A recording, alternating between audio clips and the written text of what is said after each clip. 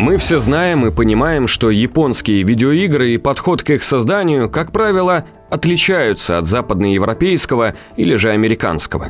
Люди несут в себе отпечаток своей культуры и, сознательно или нет, воспроизводят мировоззренческие паттерны в своих художественных произведениях. Из того, что на поверхности, у американцев довольно сильная фиксация на религии и плохих русских, у японцев на ядерном оружии и взрывах. Доходит до нелепого. В отдельных представителях жанра аниме даже космические корабли на Землю падают в сопровождении характерного грибочка над городом.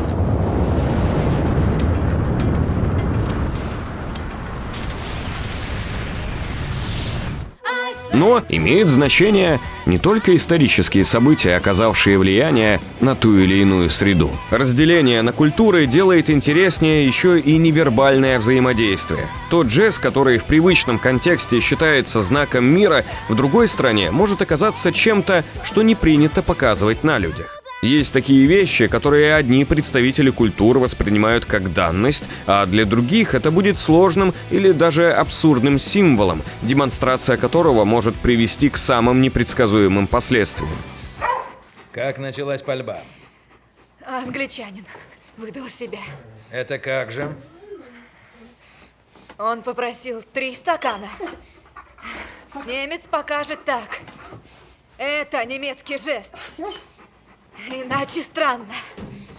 Немцы это сразу заметят.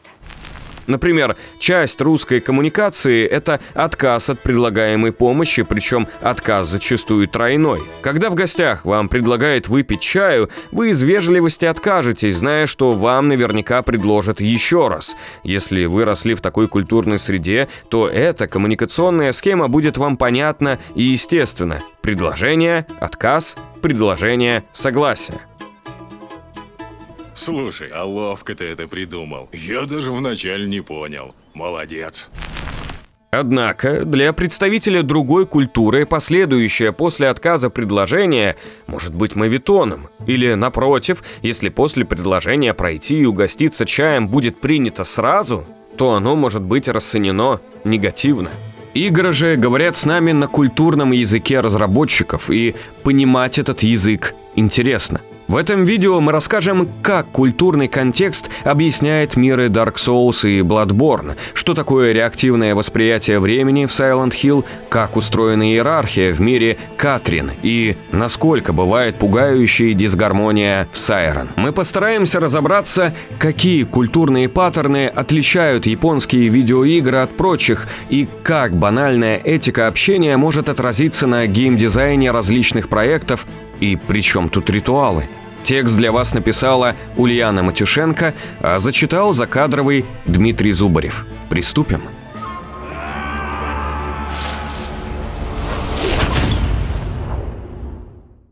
Понятие контекста культуры вывел Эдвард Холл, он же создал направление, которое изучает пространство и время в коммуникации. Контекст культуры – довольно многогранная штука. Если объяснять кратко, то контекст – это те обстоятельства, которые представитель культуры закладывает в диалог. Контекст бывает высоким и низким, и Япония относится к высококонтекстным культурам, которые для западного человека сложны в понимании.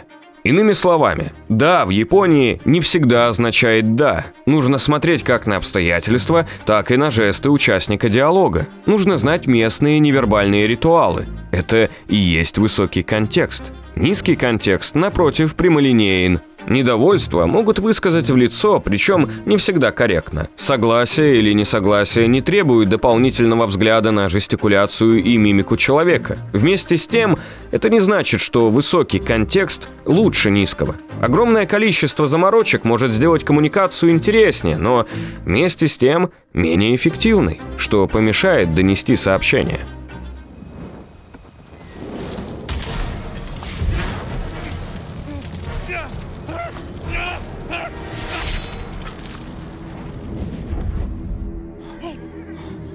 Cowards without honor deserve no mercy. No mercy! Fire! For Tsushima! Рассмотрим, как высокий японский контекст проявляет себя на примере серии Dark Souls и Bloodborne. Недосказанность лежит в основе всего повествования, и поэтому каждый элемент мира может оказаться ценным с нарративной точки зрения. Просто ничего не доносится, нужно прикладывать усилия к изучению, постепенно складывая картинку мира. Кроме того, получившуюся картинку нужно еще прочитать, а для этого необходима внимательность и огромное желание вникнуть в историю. Первая часть «Темных душ» стартует с классической простой локации, предназначенной для обучения. Весь процесс базируется на метках, которые расположены по локации, так что мимо них сложно пройти. Эти метки и знакомят с базовыми механиками. Как такового привычного обучения не происходит. Нет автоматического окна и персонажа, который доходчиво объяснит порядок действий. Вместе с тем, позже заметки, оставленные другими пользователями, и вовсе могут обманывать, и без глубокого погружения в игру понять это будет труднее.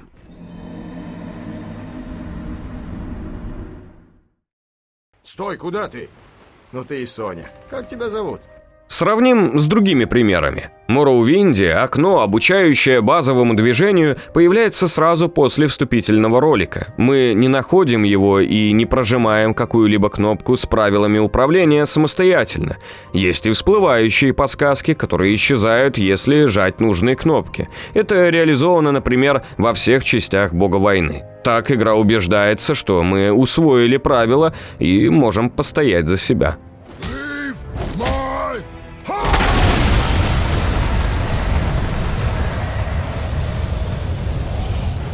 Dark Souls не проверяет, насколько мы хорошо ориентируемся в первоначальных механиках. Мы проверяем себя сами.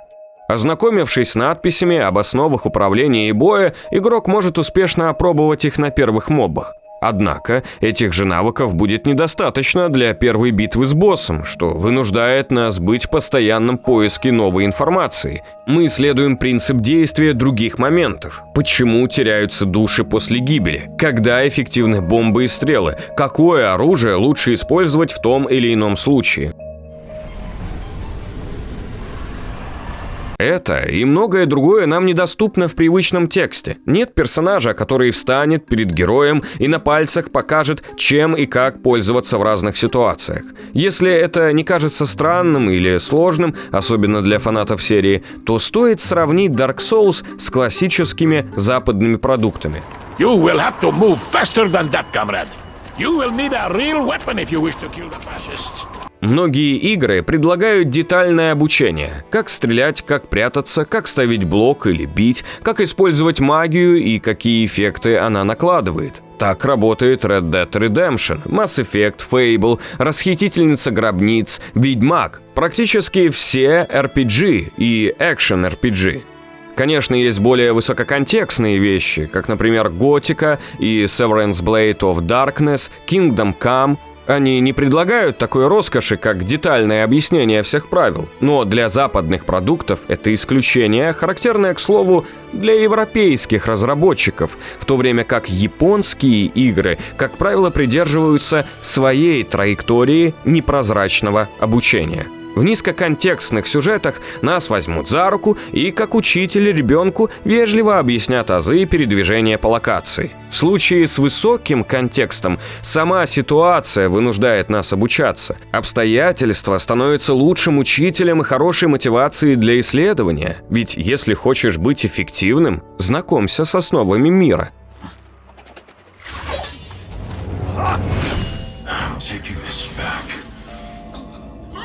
Схожим образом действует и Devil May Cry. В ней прыжки прерывают анимацию ударов, что полезно для выстраивания комбо, о чем упоминали в нашей истории серии. Или вот, скажем, бить боссов по хвосту. Своеобразная традиция, высококонтекстный ритуал, который интуитивно понятен фанатам темных душ. Но он же может казаться странным тем, кто только начинает свое знакомство с произведением. К примеру, меч дракона мы можем получить, стреляя по хвосту красной виверны. При этом никто нам не скажет, что такой меч существует, что нужно атаковать виверну именно по хвосту, и тем более, как правильно это делать. Высококонтекстные подсказки дает сама игра. Если мы окажемся на уровне под мостом, то увидим ярко-красный хвост, свисающий в удобном для выстрела положении. Он бросается в глаза на фоне монохромного пейзажа, что действует на любопытство.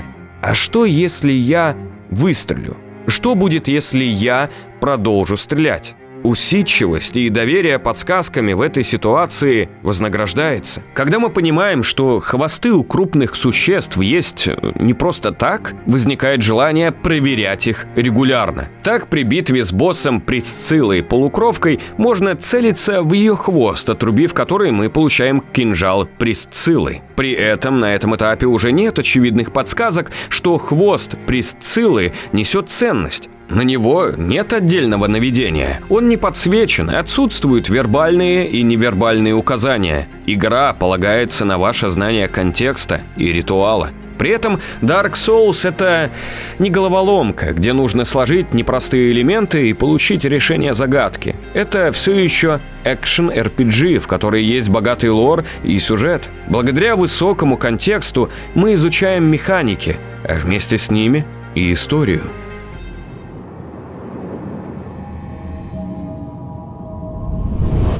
Высококонтекстность истории хорошо видна на примере «Хранительницы огня». Героиня не говорит прямо, ее речь больше похожа на загадку. Например, если в третьей части серии отдать ей глаза, то Хранительница произнесет: These will reveal through a sliver of light frightful images of betrayal and strip these eyes from my person. Если не забрать глаза, то в конце ее монолога мы слышим: And I will blindly tend to the flame until the day of thy grand betrayal. Героиня не объясняет, по какой причине им нельзя иметь глаза, о каком предательстве идет речь, почему они вообще лишены зрения. Высокий контекст — это не книга, не герой со всеми ответами на вопросы. Высококонтекстность подразумевает намеки, из которых медленно прорастают развернутые суждения. И по этой причине вы расторгли помолвку и вернулись в Англию ради более выгодной партии. С доктором, видимо.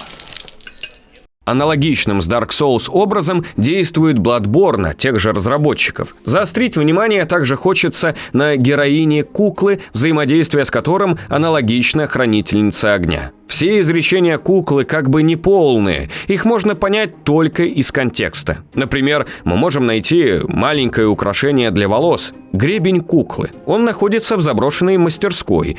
Кукле можно отдать найденный гребень, на что она скажет, что чувствует необъяснимую тоску при виде этой вещицы. При этом понять, с чем связана эта тоска, мы можем только исследуя локацию мастерской, и только посредством ее изучения мы приходим к выводу, что там была сделана кукла. Конечно, не нужно обладать дедуктивными способностями, чтобы сложить 1 + 1 и прийти к этому умозаключению. Но пример показателен. Ни герой, ни кукла, никакие записи прямым текстом не укажут нам на взаимосвязь персонажа и локации. Кроме того, в этих играх следует обращать внимание на описание предметов. Тот же гребень указывает, что он будет хорошо смотреться на сидеющих волосах и что он сделан заботливым обращением. Не так много героев с серебряными волосами, поэтому найденная безделушка с помощью контекста направляет нас к кукле. А что касается второй части описания, то это пища для размышлений. Кто этот заботливый мастер? Для контраста приведем пример из The Witcher 3 Wild Hunt. Квест «Сковорода как новая» подражает детективному расследованию. Геральт заходит в дом, осматривает его ведьмачьим чутьем и находит улики. Сам герой озвучивает, что произошло. Похоже, нашему таинственному господину нужна была не она, а Сара, чтобы сделать тушь и написать письма. Посредством действующего персонажа контекст проясняется, чтобы мы не мучились догадками, а без вопросов завершили этот квест. Высокий и низкий контекст наглядно показывает, насколько разной бывает коммуникация и как она влияет на метод повествования. Моя? Так ведь она была вся черная от сажи. А в эту я бы смотреться могла, если б хотела. Только уж годы-то не те. Отношение ко времени – еще один аспект коммуникации, о котором говорит Ричард Льюис, основатель Международного института языковедения и межкультурного обучения. Согласно его классификации, все культуры делятся на монохромные, полихромные и реактивные. Исследователь, разумеется, выделяет эти типы для бизнес-коммуникации, однако они лежат в основе восприятия времени целой культуры. Поэтому, на наш взгляд, допустимо использовать его классификацию несколько шире, чем задумано. Согласно монохронному типу, в заданный промежуток времени должна быть достигнута одна поставленная цель. Сбиваться с курса нежелательно. Время – это линейка, у которой есть начало и конец. Жизнь тоже линейна, поэтому ее нужно использовать рационально, уложив все дела в заданные временные промежутки. Полихронные культуры радикально отличаются. Они многозадачны. Жизнь мчится по этому потоку и никогда не кончается в полной мере. Смерть – начало чему-то новому, оттого она не такая пугающая, как в монохромном мире. Полихронные культуры – это индуизм и в большинстве буддизм. Некоторые страны Латинской Америки тоже полихронны. К реактивным культурам относится Япония. Их еще называют слушающими, ведь прежде чем приступать к действиям, нужно в полной мере понять собеседника, обдумать и артикулировать окончательное решение. Монолог, пауза, размышление. 3 столпа коммуникации реактивной культуры. Несмотря на то, что японцы чопорно относятся к своим обязанностям и не любят опаздывать, они никуда не спешат. Ричард Льюис и Эдвард Холл уделяют анализу японской культуры существенное внимание из-за сложностей коммуникации. Японцы внимательны к деталям и будут вечно рассматривать каждую мелочь, пока не дойдут до сути. Что, собственно, и видно из анализа высокого контекста. Жизнь в каждом вздохе. Это и есть Бусидо. Время течет не быстро и не медленно, оно идет ровно так, как должно идти. В ходе этого отрезка произойдет то, что должно произойти. Это не судьба, не высшие силы, а закон мироздания. Такое восприятие времени во многом проистекает из культурного мировоззрения японцев, в основе которого лежит в том числе буддизм и синтоизм. Медитативное восприятие событий, неторопливость, но следование распорядку и обещаниям – вот что такое реактивная культура. Отсюда вытекает и отношение к смерти. Она не трагична и является собой естественный порядок вещей. С религиозной точки зрения, смерть – это еще и цикл вечного перерождения. Она естественна, своевременна и не страшна, и из ее оков не худо было бы вырваться не ради вечной жизни, а ради вечного умиротворения. А что на самом деле страшно, так это застрять во времени и форме, которую нельзя объяснить природным порядком вещей. И в этом состоит пугающая составляющая японских хорроров. Обратимся к легендарной серии Silent Hill. Многие, кто ознакомился с этим произведением, отмечают, что «Тихий холм» пугает именно своей атмосферой. Как и следует реактивной культуре, игра не пытается напугать нас смертью, ведь смерть как таковая не страшна. А вот изощренное, неправильное перерождение, застревание в неестественном, чуждом природе пространстве, осквернение божественного начала – это то, что может застопорить круговорот жизни. Silent Hill пугает обреченностью застрять в проклятом городе, перспективой быть поглощенным туманным пространством. Silent Hill не имеет логичного и естественного происхождения. В первой части это порождение фантазии девочки Олессы, ее ответная реакция на издевательство. Все жуткие существа Silent Hill'а имеют свои аналоги из реальности, в которой она жила. Например, медсестры-марионетки, которые существовали в реальном мире и поддерживали жизнь Олессы против ее желания. Или летающие крикуны, о них девочка вычитала из книги «Затерянный мир» и дала им жизнь в своей фантазии.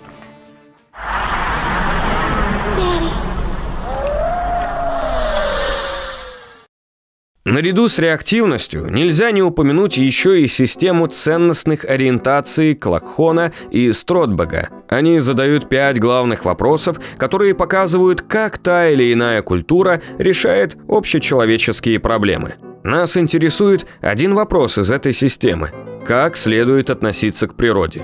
Японская культура стремится к гармонии с природой. Часто это демонстрируют на примере японского сада. Дорожки, вымощенные камнями, нестриженные кустарники, буйная зелень и как бы неухоженный водоем с карпами. Все свидетельствует о гармонии человека и природы. В противоположность этому можно рассмотреть ухоженные европейские сады, полностью оборудованные для удобства человека. Вода заключена в каменные фонтаны, цветы высажены в определенном порядке, а кустарники пострижены под причудливые формы. Природа в японской культуре не создана для человека, но человек – естественная часть природы. Все это легко соотносится с реактивной культурой японцев, при которой жизнь и смерть – составляющая временного потока. Порабощение природы или, что еще хуже, антиприродное происхождение – это неестественный и злой порядок вещей.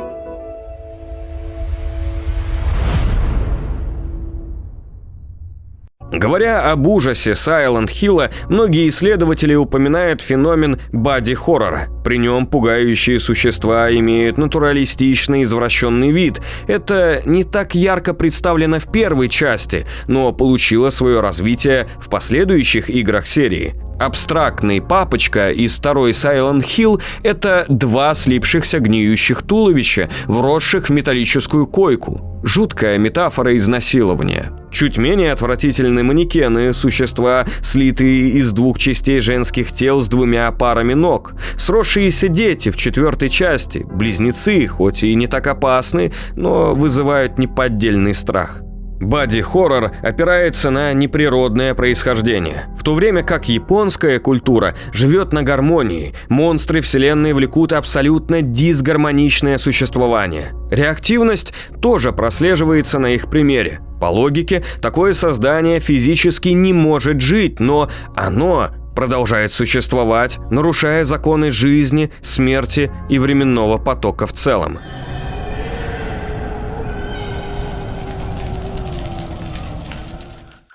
Мир имеет внутреннюю иерархию, свои правила и ритуалы, но они настолько отстранены и непонятны обывателю, что пугают нас. К таким правилам относятся вой сирены или призывный звон колокола. То, что естественно для существа Сайлент Хилла, ужасает несчастного гостя.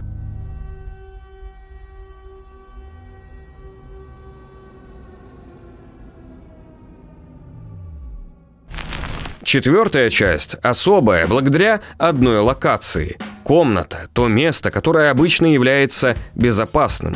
Находясь там, герой пребывает в гармонии с собой и окружением. Ничто не беспокоит его. Нет ничего более дискомфортного, чем сломать это положение вещей. В комнату проникает ужас Сайлент Хилла, и пространство уже не кажется безопасным и естественным. Человек заперт в своей комнате, и единственный выход – инфернальный мир. Не выходить из комнаты и не совершать ошибку уже не получается. Похожим образом работает сон охотника в Bloodborne, когда в конце прямо там происходит сражение с боссом. Сайлент Хилл – город вечной статики. Сайлент Хилл существует всегда, он не замыкает жизненный цикл, а застревает в нем в своем болезненном виде.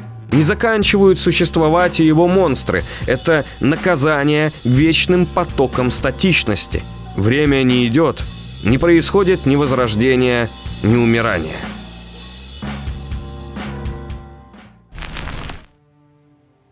По тем же причинам реактивности и гармонии работает Сайрен. Данное произведение – пример того, насколько страшным может быть застывшее время и отсутствие трансформации. Стремясь сделать игру дискомфортной для японской аудитории, разработчики создали нечто знакомое и пугающее одновременно. Прообразом деревни Хануды стали настоящие заброшенные селения. Вымирание деревни – тенденция не новая. Жители перебираются в большие города, оставляя части быта в брошенном доме. Дом поглощается зарослями. Природа торжествует над тем, что некогда принадлежало человеку. Речь уже не идет о гармоничном сосуществовании людей и земли. Природа побеждает и будто консервирует в себе остатки присутствия человека.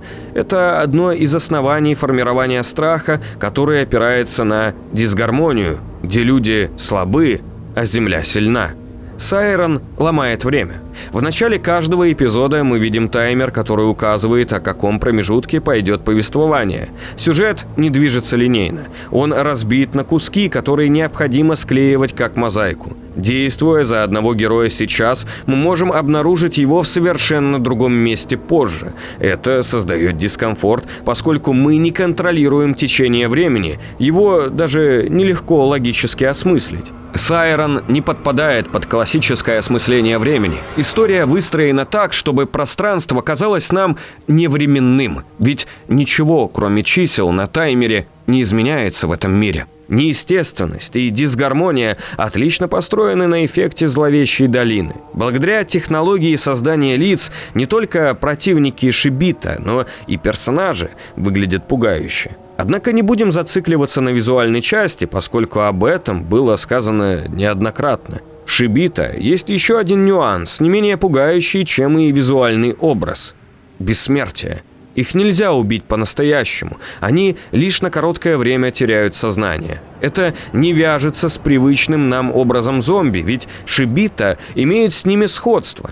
Монстр западного хоррора может быть убит при наличии у героя оружия. Он же пугает, как правило, внешним видом и потенциальной опасностью, физические увечья или смерть. Бессмертные Шибита, помимо визуальной жути, вызывают сильный психологический дискомфорт. Осознавая, что их нельзя убить, мы размышляем о природе происхождения. То, что не поддается смерти, но лишено признаков жизни, находится за рамками времени. Вся деревня и ее обитатели нарушают порядок мироустройства, застревая где-то за пределами разумного существования. В японской культуре прослеживается страх лишения природной формы. Сайрон позволяет взглянуть на мир глазами Шибита, и те звуки, которые они издают, порой могут оказаться похожими на человеческую речь. Это может натолкнуть на мысль, что остатки человечности еще заключены в телах. В этом и есть ужас быть запертым в неразумной,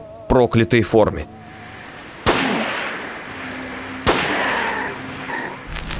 Поговорив о высоком контексте, реактивности и гармоничности, настало время задаться вопросом, что является двигателем плохих событий в японских сюжетах. Как создаются искаженные миры, застывшие города и проклятые деревни. Мы плавно переходим к последнему пункту в диалоге с игрой – иерархия.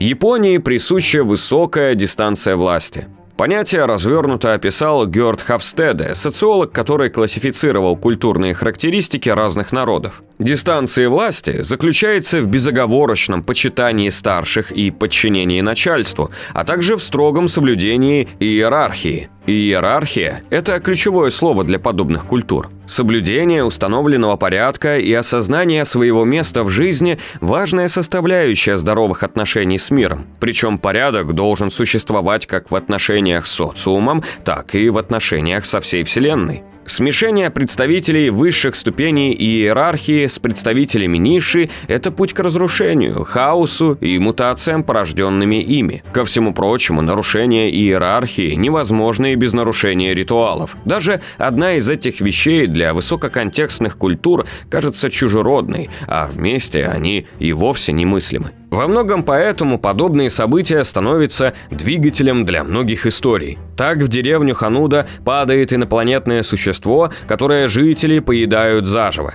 Здесь видна вертикаль, внеземная жизнь и вполне земные оголодавшие люди. Непростительный, пусть и вынужденный поступок провоцирует дальнейшее превращение людей в Шибита.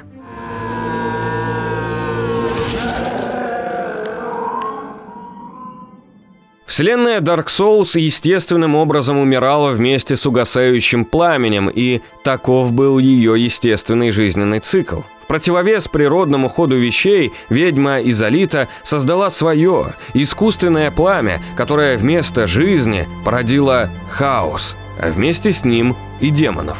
Хорошо видна параллель живого природного пламени с огнем, созданным рукотворно. Смертные жители мира Бладборн проводили опыты с кровью высших существ, что тоже является нарушением установленной вертикали. Из-за смешения божественного и земного появилось проклятие.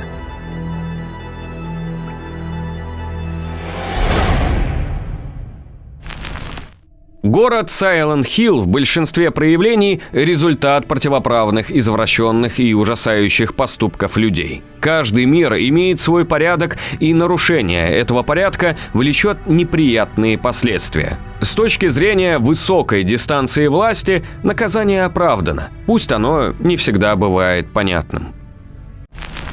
Катрин демонстрирует дистанцию власти на бытийном примере любви. У нас есть главный герой, Винсент, который каждую ночь вынужден спасать свою жизнь от невидимого ужасающего зла. Есть его девушка, Кэтрин, на которой он уже давно не решается жениться. Есть внезапно появившаяся более удобная и привлекательная Катрин, в одночасье ставшая любовницей Винсента.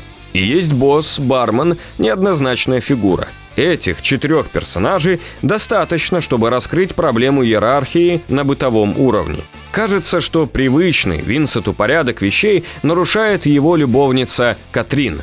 Она вторгается в его размеренную жизнь, которую он проживает в своей комнате и пропивает в любимом баре. Она вносит в его отношения с девушкой хаос, к которому главный герой совершенно не был готов. Он даже не собирался заводить любовницу. Однако игра сама объясняет, кто на самом деле является нарушителем правильного порядка жизни. В диалоге бармен озвучивает некоторые нюансы мира. Wasting a woman's time of greatest fertility is a hindrance to the future of the species. So we separate these non-fruitful couples and redistribute the women to men who can follow the natural order. Таким образом, сам Винсент – тот камень преткновения, который рушит иерархию мира. Очень уместный для Японии сюжет, ведь в стране уже долгое время демографический кризис. И именно поэтому Винсент и многие другие мужчины попадают в еженочный кошмар. Правильность мира заключается в том, чтобы люди образовывали пары и рожали детей. Зная свое место в жизни, молодые мужчины женятся, но если они нарушают данный порядок, то оказываются в инфернальном пространстве. Как сказал бармен, именно благодаря этому жизненному порядку родился и сам главный герой. Его мать ушла от неперспективного с точки зрения семьи мужчины. Привлекательная Катрин всего лишь суккуб, которая призвана сбить давно неженатых мужчин с их протаренной дорожки. Подчеркивается иерархичность мира геймплеем, а именно головоломками с кубами. Цель Винсента в своих снах – пробраться на вершину по кубам, пока его преследует черная бездна или жуткий монстр. Как мы уже отметили ранее, вертикаль – важная часть демонстрации иерархии мира.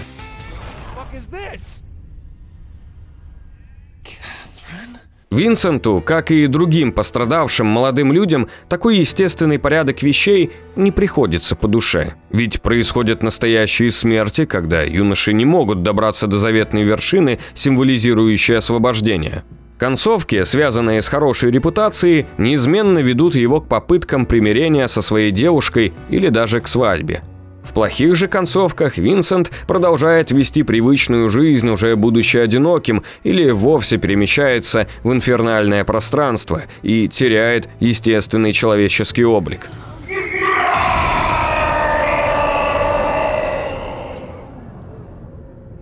Нарушение иерархии в сюжете не исключительно японская черта. Она часто встречается и в западных играх. Однако японцы имеют особое отношение к этому параметру, поэтому в их историях нарушение иерархии влечет самые глобальные последствия. Порядок, разрушенный на бытовом уровне, может накрыть волной хаоса как отдельные социальные группы, так и весь мир.